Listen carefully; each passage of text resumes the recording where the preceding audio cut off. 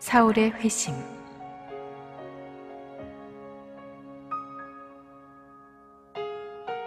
사울이 주의 제자들에 대하여 여전히 위협과 살기가 등등하여 대제사장에게 가서 다메섹 여러 회당에 가져갈 공문을 청하니, 이는 만일 그 도를 따르는 사람을 만나면 남녀를 막론하고 결박하여 예루살렘으로 잡아오려 함이라.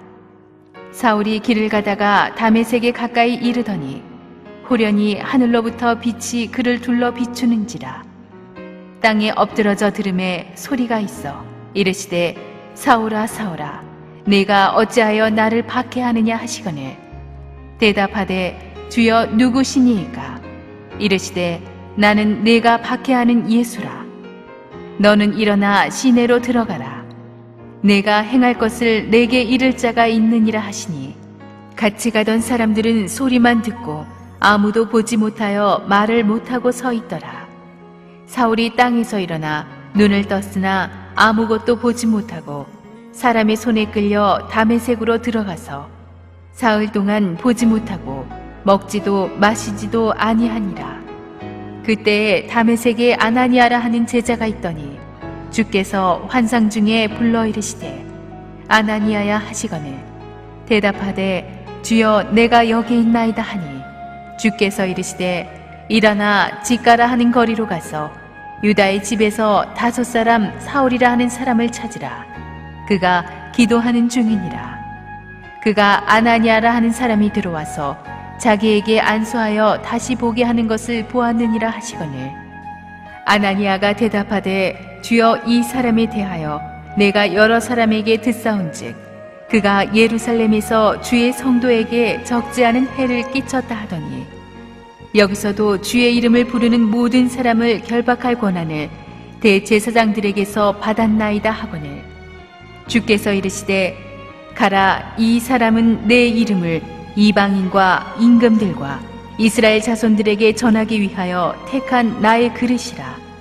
그가 내 이름을 위하여 얼마나 고난을 받아야 할 것을 내가 그에게 보이리라 하시니, 아나니아가 떠나 그 집에 들어가서 그에게 안수하여 이르되, 형제 사울아, 주 곧 내가 오는 길에서 나타나셨던 예수께서 나를 보내어 너로 다시 보게 하시고 성령으로 충만하게 하신다 하니, 즉시 사울의 눈에서 비늘 같은 것이 벗어져 다시 보게 된지라. 일어나 세례를 받고 음식을 먹음에 강건하여지니라. 사울이 다메섹에 있는 제자들과 함께 며칠 있을새. 할렐루야. 우리 하나님께 감사의 박수를 드리겠습니다. 여름이 되니까 이제 아우리치도 많이 가게 되고 또 휴가도 많이 가게 되는데, 성도들의 그래서 오고 나가는 이동들이 굉장히 많습니다. 항상 건강 조심하시고 어디를 가든지 하나님의 은혜가 여러분 가운데 또 충만하게 임하기를 바랍니다. 또 말씀을 듣기 전에 한번 기도드리겠습니다. 아버지, 은혜를 감사합니다. 이 아침에 또 하나님의 음성을 갈구하는 우리 사랑하는 주의 백성들에게 하늘 보좌를 여시고 하나님의 은밀한 음성을 들려주옵소서. 예수님의 이름으로 기도드렸습니다. 아멘. 사람의 인생에서 가장 중요한 것은 무엇을 이루는가가 아니고 누구를 만나느냐입니다.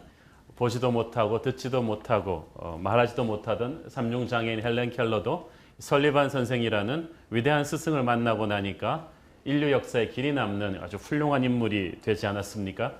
좋은 스승, 좋은 친구, 이 좋은 배우자를 만나면 슬프던 인생이 기쁘게 변하고 평범한 인생도 비범하게 변합니다. 그런 의미에서 우리 인생 최고의 날은 예수 그리스도를 만나는 날입니다. 우리 인생 최고의 날은 주님이 우리에게 찾아오시는 날입니다. The greatest day in my life is the day when Jesus came into my life. 그래서 주님은 우리에게 오실 때 또 각자 다른 방법으로 찾아오십니다. 오늘 우리는 사울이라고 하는 한 청년이 예수님을 만나는 장면을 보게 되는데, 기독교 역사상 이 오순절 성령 강림 사건 이래로 가장 최고의 사건이 바로 이 사울이 예수님 만난 사건입니다. 왜냐하면 이 사울을 통해서 복음은 비로소 이스라엘을 넘어서 이 땅끝까지 가게 되기 때문입니다. 유대인 한민족의 종교에서 복음이 유럽으로, 아시아로, 한국까지, 아프리카까지 가게 되는 이 터닝 포인트가 바로 이 사울이라는 사람의 사역을 통해서 이루어지게 되는 것입니다. 한 사람이 예수를 만난다는 것은 이렇게 엄청난 파급 효과가 있는 사건입니다. 여러분, 한 사람이 예수 만나서 변하면 가정이 변하고 사회가 변하고 세상이 변할 줄로 믿습니다. 회심하기 전에 사울은 아주 대단했던 사람이었습니다. 사울은 엘리트 1.5세였습니다. 어렸을 때부터 유대 전통과 율법에 정통했던 사람이었고 당대 최고의 석학 가말리알의 수중에서 수제자로 꼽히던 사람입니다. 요즘으로 하면 옥스퍼드 하버드의 로드 스칼러십을 장학금을 받고 있던 그런 엘리트죠. 거기다가 이 다소라는 도시에서 자라면서 헬라의 문화와 언어에 정통한 로마 제국의 시민권자였던 인물입니다. 우리가 미국이나 캐나다, 호주로 어렸을 때 이민 가서 한국에 뿌리는 있지만 그 나라에서 영어권 문화에 더 익숙하고 자란 사람들을 1.5세라고 하는데 아마 사울이 1.5세의 원조가 아니었는가 이렇게 생각이 됩니다. 또한 사울은 행동파 지식인이었습니다. 대개 지식인들이 조금 비겁한 성향이 있어요. 말은 많은데 별로 행동이 없어요. 사상은 있는데 헌신이 없어요. 그런데 사울은 확신이 서면 바로 행동에 옮기는, 그것도 목숨 걸고 행동에 옮기는 아주 무서운 사람이었습니다. 죽을 때까지 딱 자기 신념을 바꾸지 않는 이런 사람한테 찍히면 큰일 납니다. 이런 사람이랑 결혼할 때는 조심해야 됩니다. 그래서 사울이 평생 혼자 살지 않았나 이렇게 생각이 됩니다. 이 사도행전 7장 8장을 보면은 이 사울이 최초의 순교자 스데반의 죽음을 보면서 그 죽음을 당연시 여겼다고 했습니다. 뿐만 아니라 예루살렘 전체의 체포조를 풀어서 닥치는 대로 이 크리스천들을 습격하고 감옥에 가두는 핍박의 선봉대장이었습니다. 사도행전 9장 1절 2절은 그 후속편이라고 할 수 있는데요. 예루살렘에 있는 크리스천들을 핍박하는 것만으로는 사울이 성이 차질 않았어요. 예루살렘의 핍박을 피해서 사람들이 다메섹까지 도망을 갔습니다. 다메섹은 예루살렘 동북쪽으로 약 20km 떨어진 도시였습니다. 거기까지 쫓아간 거예요. 사울이 얼마나 집요한 사람입니까? 그러면서 이 사울은 자신이 하나님의 일을 하고 있다고 생각했어요. 이게 무섭습니다. 자기는 옳은 일에 충성하고 있다고 생각했던 것입니다. 율법에 정통하고 배운 것이 많았지만 영적으로 장님이었기 때문에 살아계신 그리스도를 알지 못했습니다. 크리스천들이 하나님을 모독한다고 생각했습니다. 그래서 핍박한 겁니다. 1절을 보니까 사울이 위협과 살기가 등등했다고 되어 있죠. 그러니까 자기 자신이 어떤 율법적인 틀을 정해놓고 거기에 벗어나는 사람들은 다 틀렸다, 다 제거되어야 된다고 믿는 것입니다. 자기가 의로운 재판관이라고 생각합니다. 자기가 아니면 누가 정의를 집행하겠느냐고 합니다. 이런 사울식 사고방식을 조심해야 됩니다. 기독교 역사에서 교회를 파괴시키고 피바람을 몰고 온 것은 바로 이런 사람들입니다. 십자군 전쟁이나 마녀 사냥이 그런 것입니다. 주님께서는 악을 선으로 이기라고 하셨습니다. 여러분이 생각하는 것이 아무리 의롭고 여러분이 생각하는 신학이 아무리 정통이라고 생각하고 그것이 하나님의 뜻이라고 생각해도 그것을 관철하는 과정에서 형제 자매를 향해 칼을 휘둘러야 된다면 여러분은 틀린 것입니다. 베드로는 주님을 지키기 위해서 칼을 휘둘렀지만 그것마저도 주님은 허락하지 않았습니다. 오늘 교회를 성실히 다녔지만 성경 지식도 있지만 다른 형제 자매를 향한 분노가 많은 분, 제 친구도 어떤 정통 보수 신학을 한 목사인데 다른 모든 교회들이 신학적으로 조금 틀렸다고 막 울분을 토하는데 거의 사탄을 향해서 영적 전쟁하는 분노를 막 일으키고 있어요. 그거 진정시키느라고 제가 혼났습니다. 여러분, 자기와 신학적인 색깔이 다르고 사역하는 방향이 다르다고 해서 다른 형제 자매들을 함부로 핍박하고 정죄하며 칼을 휘두르지 마십시오. 여러분이 틀렸을 수도 있기 때문입니다. 이 사울이 주님을 만납니다. 하늘로부터 내린 빛으로 주님을 만납니다. 사울은 누가 고칠 수가 없는 사람이었습니다. 왜냐하면 너무 자기가 똑똑하단 말이죠. 사울 정도 되는 지식인은 없었습니다. 그러니까 이 사울을 가르칠 수 있는 사람도 없고 사울처럼 무서운 집념의 사람도 없습니다. 꼭 한번 물고 늘어지면 놓지 않는 불독 같아요. 한번 확신이 서면 실천에 옮겨서 끝장을 보는 이 사울을, 그래서 대제사장의 체포영장까지 받아서 다메섹까지 쫓아가는 사울을 누가 막습니까? Unstoppable, 막을 수 없는 사람입니다. 사울을 막을 수 있는 사람은 딱 한 명뿐입니다. 사람이 아닌 하나님입니다. 그런데 이 깐깐하던 사울도, 절대 변할 수 없던 사람도, 동해물과 백두산이 마르고 닳아도 절대 사울은 안 변한다던 사람도 한 방 딱, 일본말로 입봉이라고 하죠. 하나님의 빛이 한 방 빵 때리니까 순식간에 꼬꾸라집니다. 특별히 아무도 자신을 바꿀 수 없다고 생각하는 사람들, 오늘 하나님을 만나시기를 바랍니다. 제대로 만나시기를 바랍니다. 3절을 보니까 다메섹으로 가던 사울에게 호련히 하늘로부터 빛이 비쳤다고 했습니다. 여기서 호련이라는 말은 영어 성경에 suddenly, 갑자기라는 뜻입니다.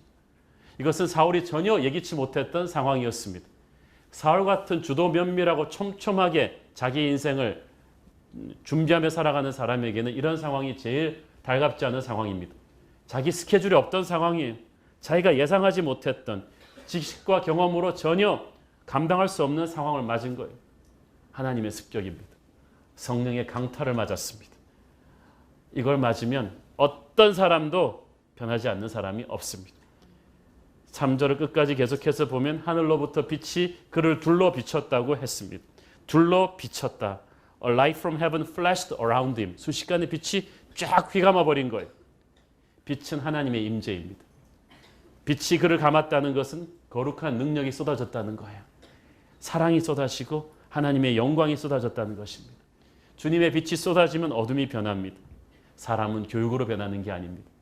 하나님의 빛이 그 사람의 영혼을 정통으로 강타하면서 그 옛사람이 박살이 날 때 그 사람이 그때부터 변하는 것입니다. 아무리 고집이 세고 아무리 자기 의가 충만한 사람이라 할지라도 배울 만큼 배웠고 자기의 의로 똘똘 무장한 사울을 깰 수 있는 것은 하나님의 빛밖에 없습니다. 한 방이면 끝납니다. 오늘 그 빛을 받고 꼬꾸라져야 될 사람들이 여기 많습니다. 이 순간에 딴 사람을 생각하지 마십시오. 목사님이 1시에 봬도 똑같은 설교를 해야 되는데 우리 집사람은 그때 오는데 자꾸 그런 생각하지 마시고 자기에게 적용하십시오. 오늘 하나님의 빛이 저와 여러분을 강타하기를 바랍니다. 4절을 보니까 하늘의 빛이 임하니까 사울은 그냥 땅에 엎드러졌다고 했습니다. 이 사울은 남 앞에서 무릎 꿇어본 적이 별로 없는 사람입니다. 그런데 하나님의 빛이 탕 때리니까 무릎을 꿇은 게 아니라 꿇어진 거예요. 저는 여러분이 꿇은 게 아니라 꿇어지기를 바랍니다. 하나님의 영광이 너무 강렬하니까 모세도 이사야도 하나님을 만났을 때 꼿꼿이 서 있을 수 있는 사람은 아무도 없었습니다. 땅에 엎드려져서 얼굴을 가리고 엎드렸습니다. 믿음이란 자신의 위치를 아는 거예요. 주제를 파악하는 거예요. 전능하신 하나님 앞에 죄인은 엎드릴 수밖에 없다는 것을 깨닫고 엎드릴 때 그것이 진정한 예배의 시작이 될 것입니다. 사울아 사울아. 땅에 엎드려져서 이 시점에서 사울은 정신이 반쯤 나가 있는데 사울아 사울아 주님이 부르십니다. 성경에서 주님이 그 사람 이름 연거푸 2번 부를 때는 굉장히 조심하셔야 됩니다. 아담아 아담아 네가 어디 있느냐. 아브라함아 아브라함아 사울아 사울아. 하나님께서 이름 2번 부를 때는 이유가 있어요. 굉장히 중요한 일 때문에 불러요. 그리고 아주 사랑하기 때문에 부릅니다. 하나님이 오늘 저와 여러분의 이름을 2번 불러주시기를 바랍니다. 저는 이름이 외자기 때문에 2번 불러도 남 부르는 거랑 똑같은 것이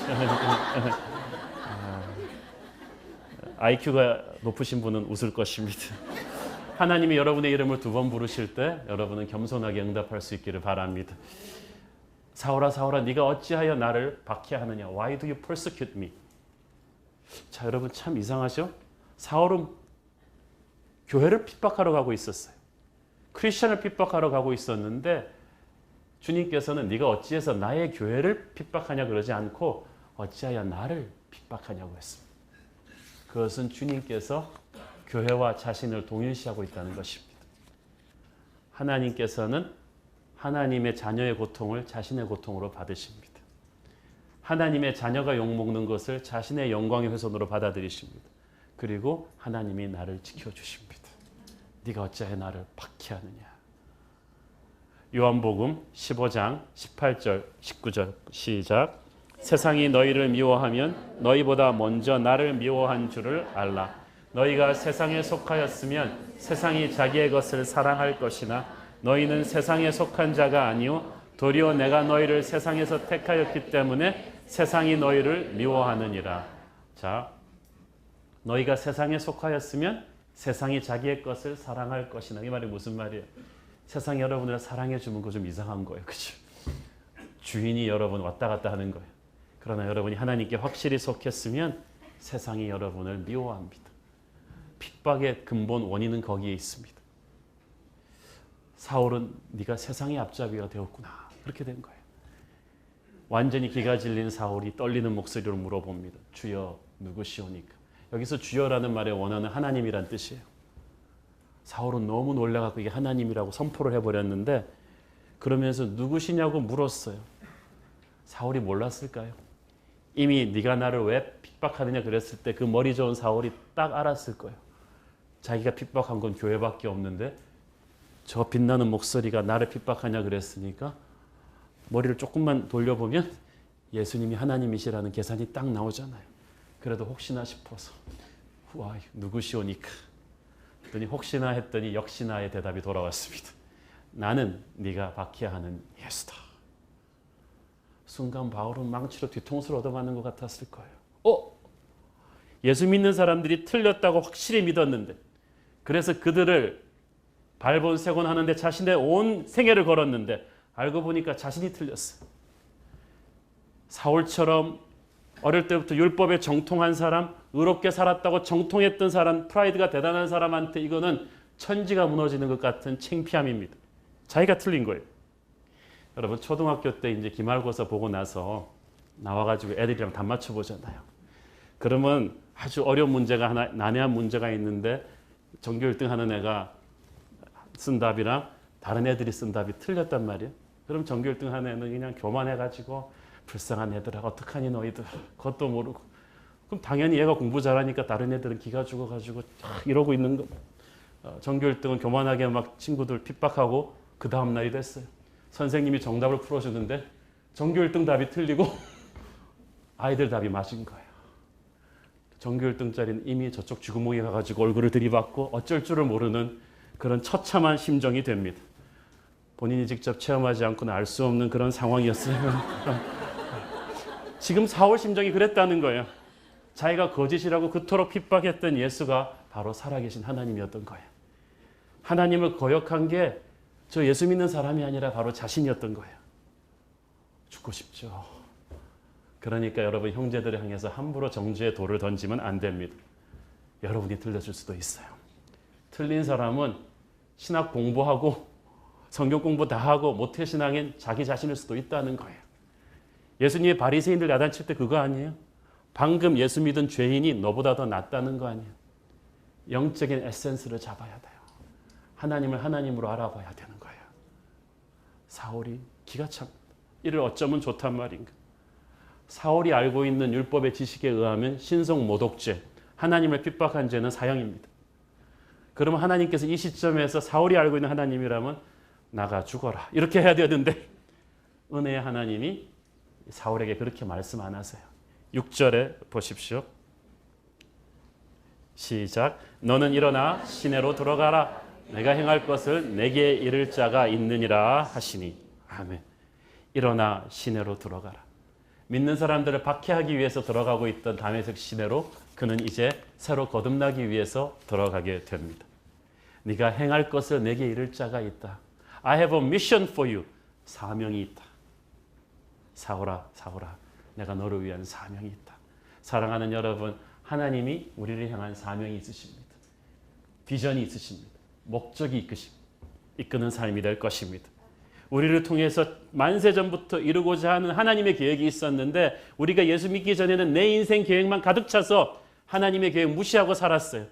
그런데 나의 인생 계획이 산산이 부서져 버리는 다메섹 도상에서 하나님께서는 이제 나의 게임 플랜을 보여주겠다. 너는 네 뜻대로 네 인생을 사는 게 아니라 나의 뜻대로 살아야 된다고 보여주신 거야. 사랑하는 여러분, 여러분이 어떤 부모를 만나서 태어났는가, 여러분이 어떤 고난을 통해서 단단해졌는가, 어떤 공부를 하고 어떤 인맥을 쌓았는지 이 모든 것은 하나님의 사명을 향한 준비 과정이었음을 믿습니다. 그게 여러분 자기 잘나라고 된 줄 알았죠? 아니에요. 구원받는 그 순간에 그게 해석이 되기 시작합니다. 과거가 해석이 돼야 미래의 비전을 붙잡을 수가 있습니다. 사울에게 이제부터 새로운 인생이 열리는 것입니다. 7절을 보니까 참 재미있는 설명이 나옵니다. 같이 가던 사람들은 소리만 듣고 아무것도 보지 못하고 그냥 멍하니 서 있었다고 했습니다. 빛도 사울만 싹 휘감았어요. 음성도 사울에게만 해석이 됐어요. 소리만 들리고 아무것도 알아듣지 못했다는 것은 처음 우리 미국 유학 가서 강의실 들어갔을 때 그 심정입니다. 말은 말이로되 저게 말이 아니란 거죠. 소리만 들리고 아무것도 보지 못하더라. 이게 7절 말씀이 하나님께서 임재하실 때 하나님이 만나고자 하는 대상에게만 집중하십니다. 오늘 사람들이 많이 있지만 오늘 여러분에게만 주시는 특별한 메시지가 있는 줄을 믿습니다. 사울이 순식간에 장님이 됐습니다. 눈을 떴으나 보지 못하고 3일 밤낮을 지냅니다.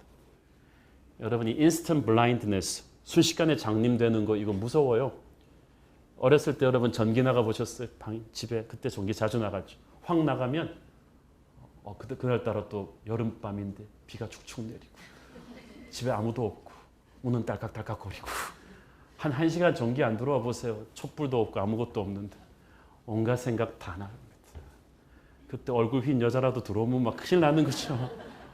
그런데 사울이 3일 밤낮을 캄캄하게 하나님이 셧다운 시킨 거죠. 그리고 아무것도 먹지도 마시지도 못했습니다. 자, 사울은 불같은 행동파예요. 하루를 이렇게 게으르게 살아본 적이 없는 사울에게, 적극적인 행동으로 살아온 사울에게 아무것도 못하는 이 무기력한 3일은 엄청난 시간입니다. 이 3일 동안 저는 하나님께서 사울과 1:1 독대를 하시면서 그의 영혼을 돌아보는 내면 여행을 시키셨다고 믿습니다. 그때 성령의 프롬프팅으로 사울은 자기를 회개하기 시작합니다. 나사렛 예수, 그분이 바로 하나님이셨구나. 저 크리스찬의 말들처럼 십자가에 못 박히시고 부활하신 그 주님이 정말 살아계셨구나. 내가 살아계신 주님을 몰라보고 교회를 핍박했구나. 내 앞에서 죽은 스테반이 의인이었구나. 그리고 나는 죄인의 괴수였구나. 내가 틀렸구나. 내가 하나님을 잘못 알았구나. 내가 공부를 그렇게 많이 해놓고 교만했었구나. 하나님의 일을 한다면서 오히려 방해했구나. 난 죄인의 괴수였구나. 그리고 사울의 입에서 노래가 나오기 시작합니다. 난 참 바보처럼 살았군요. 그 깨달음이 밀물처럼 몰려 들어온 거예요. 자기의 의가 완전히 깨져버리는 그 순간 우리 모두에게 이런 영혼의 산통을 치르는 시간이 필요합니다. 기독교는 뭔가 모르는 걸 배우는 교육이 아닙니다. 자기의 옛사람을 완전히 바닥에 깨버리는 죽음에서부터 시작하는 것입니다. 사울은 이때 죽었습니다. 옛 사울이 죽는 거예요. 아무것도 할 수 없는 캄캄한 시간. 그렇기 때문에 주님 앞에서 자기를 돌아다볼 수밖에 없는 이 광야의 시간. 물고기 뱃속에 요나의 3일 밤낮처럼 그런 시간을 사울이 보냅니다. 열심히 살았지만 잘못 살았던 자신의 인생을 주님 앞에 통곡하며 회개하는 이 시간이 필요한 거예요. 어떤 사람은 그런 시간이 없으니까 하나님께서 감옥에 보내버립니다. 거기서 하나님을 만납니다. 어떤 사람은 고속 승진만 거듭하던 사람이 갑자기 좌천돼 버립니다.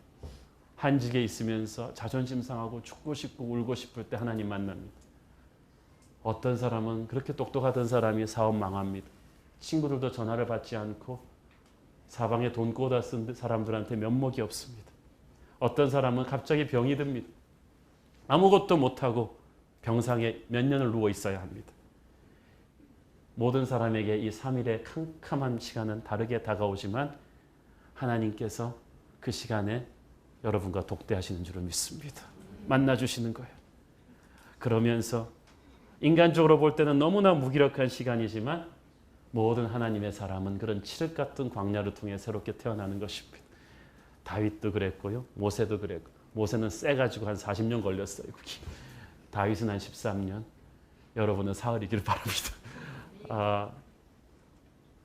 이 11절에 보니까 사울은 이 3일 동안 기도했다고 되어 있는데 정말 자기의 삶 전체를 걸고 하는 기도입니다.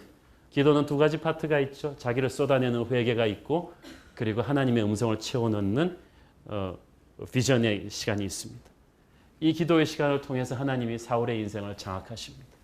하나님께서 저와 여러분의 인생을 장악하기를 바랍니다. 그냥 고생하면 사람이 독해져요. 그러나 고생하면서 하나님을 만나면 축복으로 가게 됩니다. 지금 이 순간 인생의 광야를 지나고 있는 분이 있다면 하나님을 새롭게 만나기를 바랍니다. 지난 1부 예배 끝나고 2부 예배 사이에 30분 동안에 한 청년이 예수님을 영접했습니다. 바로 1시간 전 일이에요. 이분이 켄터키 대학에서 박사학위를 하다가 뭐가 좀 힘들어가지고 너무나 힘든 상황에서 우리 교인 한 분이 케어링을 해가지고 오늘 교회 나왔는데 오늘 이 말씀을 들으면서 내가 사울이었구나 이렇게 탁 깨닫고 예수님 영접하고 싶다고 40분 됐나?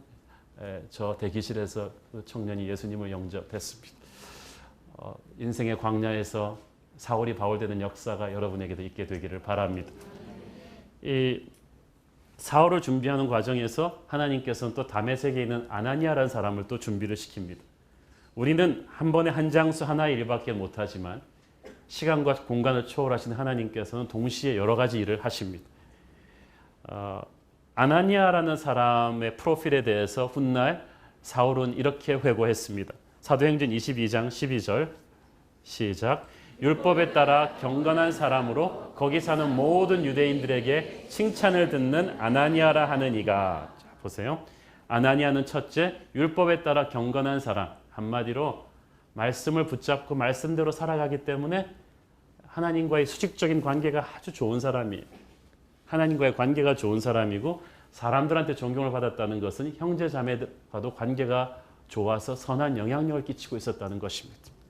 이 두 가지 겸비하기 쉽지 않아요. 왜냐하면 하나님의 음성 듣고 하나님과 친한 많은 분들이 너무 하나님과 친한데 오버하셔가지고 옆에 형제 자매들이랑 조금 그런 분들이 많아요. 그치? 그런데 아나니아는 영성의 밸런스가 있어서 하나님과도 친하고 주위 형제 자매들한테도 존경을 받고 있었다. 여러분이 그렇기를 바랍니다. 성경이 잘 보세요. 아나니아의 학벌 얘기 안 해요. 직장 얘기 안 해요. 그와 하나님과의 관계를 얘기하고 그와 형제 자매들 사이에 있는 선한 영향력을 얘기합니다. 우리가 화려하게 드러내는 건 없어도 하나님과 친밀하다면, 그리고 하나님과의 친밀한 관계의 힘으로 주변 사람들에게 거룩한 영향력을 끼치고 있다면 You are the one. 하나님이 여러분을 사용하십니다. 결정적인 순간에 하나님이 부를 수 있는 사람입니다. 10절에 보면 하나님께서 아나니아에게 환상 중에 불러 말씀하셨다고 되어 있죠. 이 말이 굉장히 중요합니다. 어떤 사람은 하나님도 왜 나에게 환상 중에 말씀하시지 않을까? 서태지도 아니면서 환상 중에 나한테 말씀하라는 거. 자, 여러분, 하나님께서 여러분이 소파에 들어누워서 TV 드라마 보면서 아이스크림 빨고 있는데 환상 중에 말씀하시겠어요? 아나니아가 기도하고 있었기 때문에 환상을 보여주신 거예요. 말씀을 붙잡고 있었기 때문에 하나님의 환상이 들린 거예요. 어떤 분은 하나님의 음성을 듣고 싶다고 하면서 말씀을 안 읽고 있어요. 기도를 안 하고 있어요. 여러분이 정기적으로 말씀도 안 보고 기도도 안 하는데 어떻게 하나님의 말씀할 수 있어요? 그거는 마치 전화 오기 기다리면서 전화선 뽑아놓고 있는 거랑 똑같죠. 저는 여러분이 말씀의 사람, 기도의 사람 되기를 바랍니다. 그래서 하나님이 여러분에게 말씀할 수 있도록 길을 열어드리는 것입니다. 하나님께서 기도하는 아나니아에게 말씀하셨다. 오늘날 교회의 위기는 회의가 많고 기도가 적다는 거예요. 사역이 많고 기도가 적다는 것입니다. 회의를 줄이고 사역을 틈을 내서라도 우리는 더 자주, 더 깊이, 더 뜨겁게 기도해야 할 줄로 믿습니다. 그러면 하나님이 우리에게 말씀하실 수 있어요. Come near to God and He will come near to you. 하나님을 가까이 하라. 그리하면 그가 너를 가까이 하시리라. 11절에 보니까 이 기도하던 아나니아에게 주님께서는 집과 거리로 가서 유다의 집에서 5사람 사울을 찾으라. 아주 구체적으로 지명도 말씀해 주시고 사람 이름도 탁탁 찍어서 말씀해 주셨습니다. 하나님이 우리의 인생을 인도해 주실 때요, 구체적으로 인도해 주십니다. 하나님과 친하면 친할수록 하나님의 음성을 구체적으로 들을 수가 있습니다. 하나님과 친하지 않으면 아주 막연하게 들립니다. 그건 여러분이 기도를 막연하게 해서 그래요. 기도를 희미하게 하면 응답도 희미하게 오는 거예요.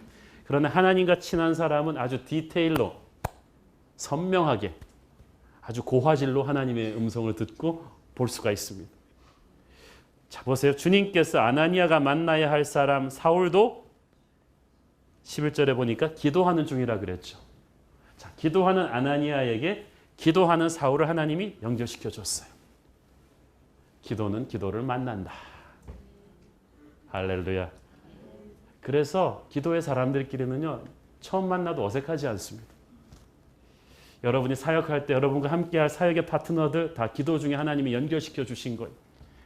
저와 여러분이 목사와 성도로서 만난 것도 여러분도 좋은 교회를 찾고 있었고 저도 좋은 성도를 찾고 있으면서 기도하는 중에 하나님께서 연결시켜 준 기도응답이라고 믿습니다. 기도하는 사람들끼리는요, 사역하다가 좀 싸우고 오해가 있어도요, 빨리 회복이 됩니다. 왜냐하면 둘 다 열심히 하나님한테 이르면 하나님께서 조율을 시켜주세요. 연결을 시켜주시기 때문입니다. 기도하는 아나니아를 기도하는 사울에게 하나님이 연결을 시켜주십니다. 사울이 3일 동안 철저하게 회개 기도하다가 그 기도 끝 무렵에 무엇을 보았습니까? 12절 같이 보겠습니다.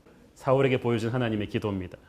환상이에요. 시작. 그가 아나니아라 하는 사람이 들어와서 자기에게 안수하여 다시 보게 하는 것을 보았느니라 하시거늘.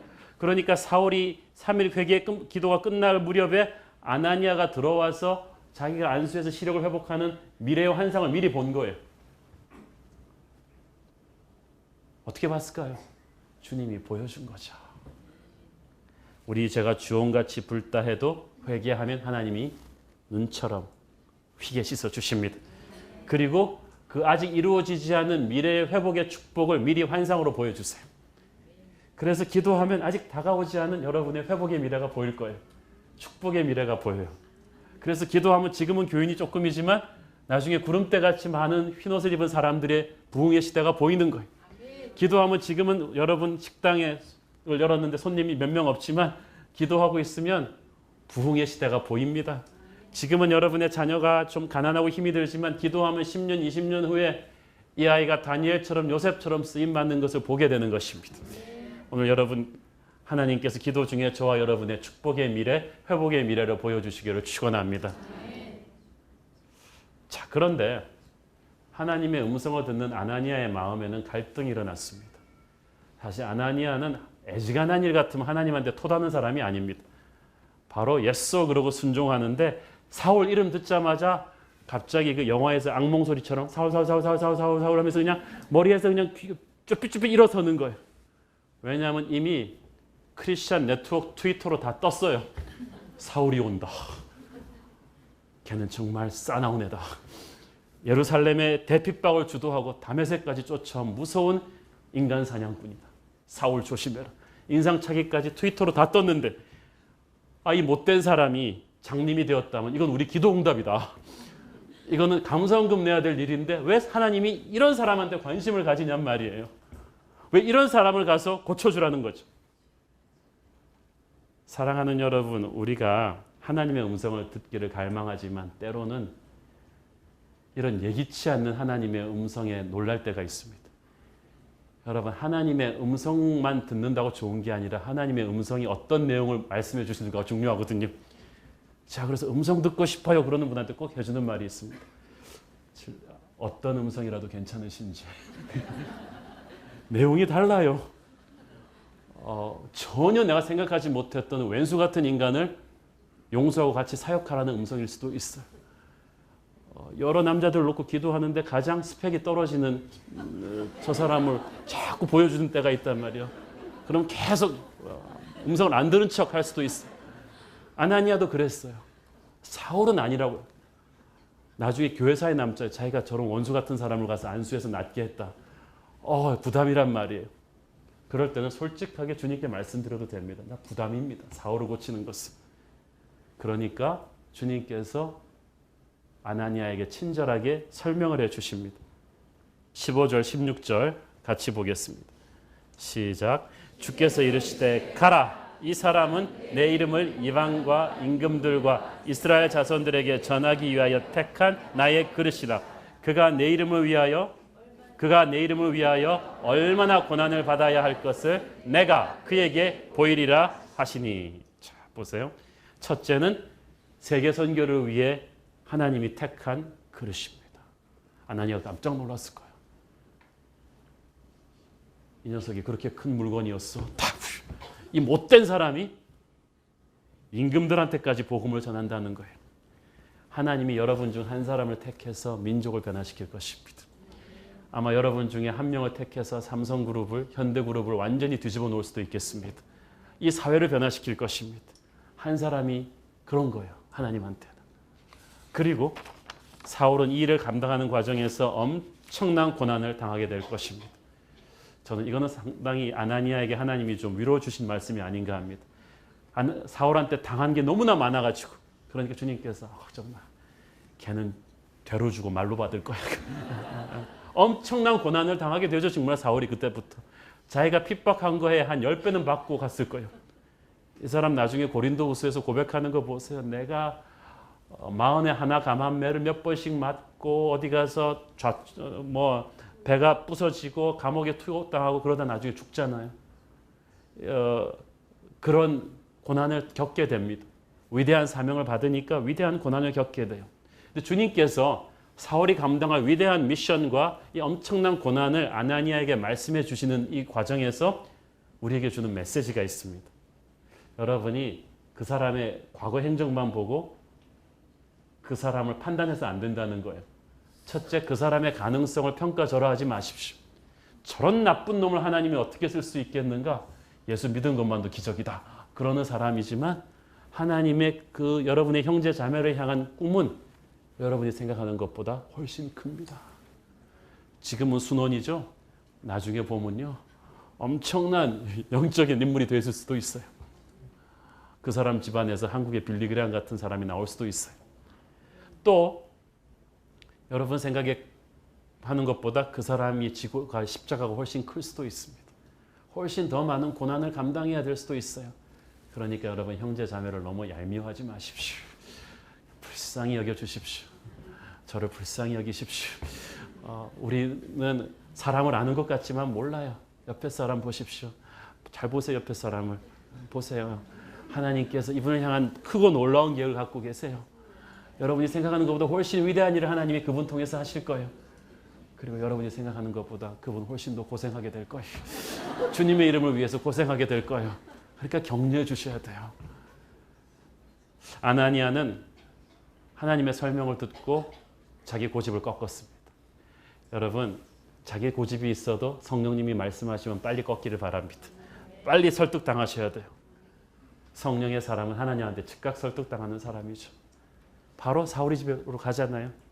그리고 사울을 보자마자 말합니다.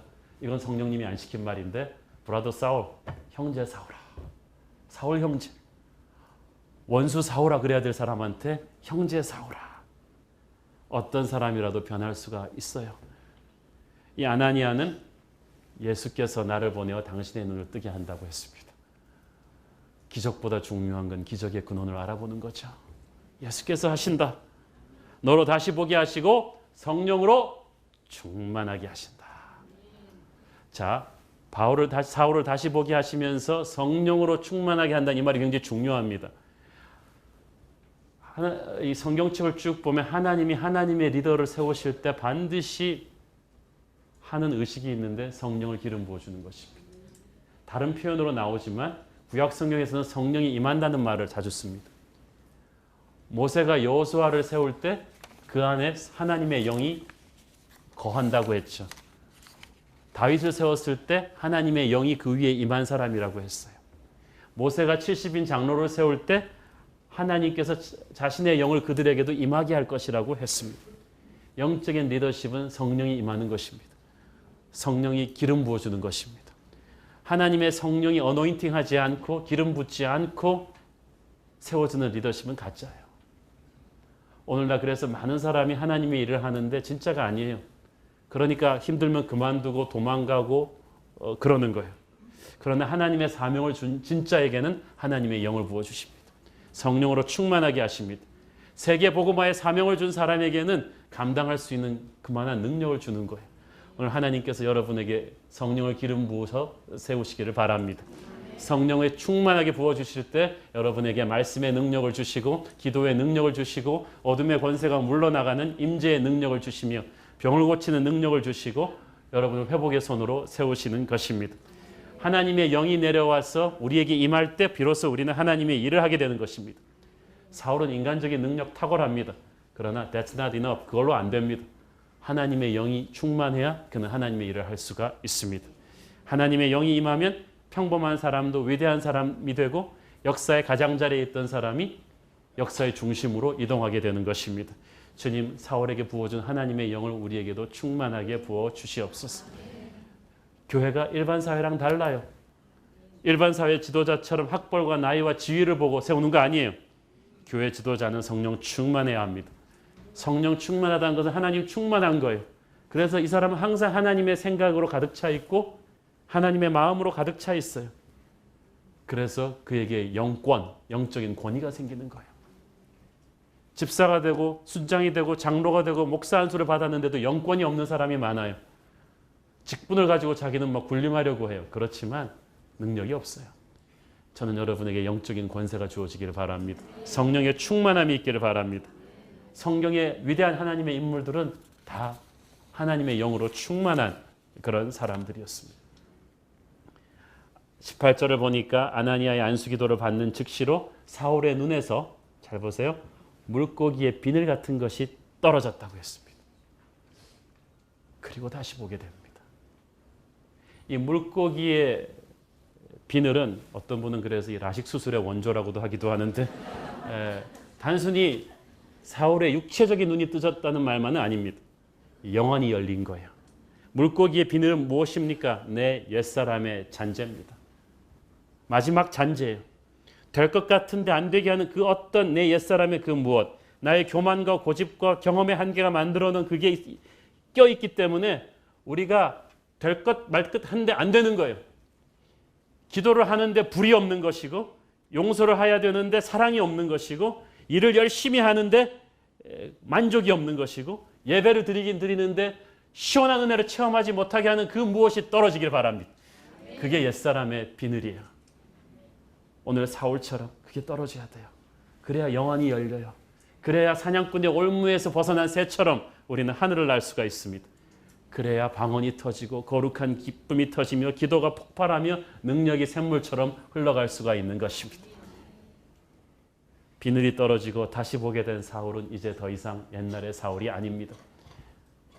똑같은 사람인데 사람이 달라졌다니까요. 여러분도 그렇길 바랍니다.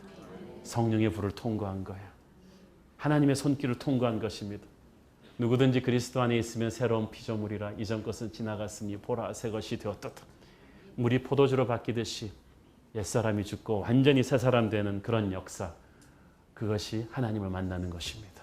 오늘 저와 여러분에게 사울이 바울되는 그런 역사가 있게 되기를 축원합니다. 기도하겠습니다. 주님, 오늘 우리도 이렇게 변하게 하여 주시옵소서. 성령을 체험하게 하여 주옵소서. 예수님 제대로 만나게 하여 주옵소서. 옛사람이 깨어지고 옛사람의 비늘이 눈에서 떨어지게 하시고 사울이 변하여 바울되는 역사 주시옵소서. 예수님의 이름으로 기도했습니다. 아멘.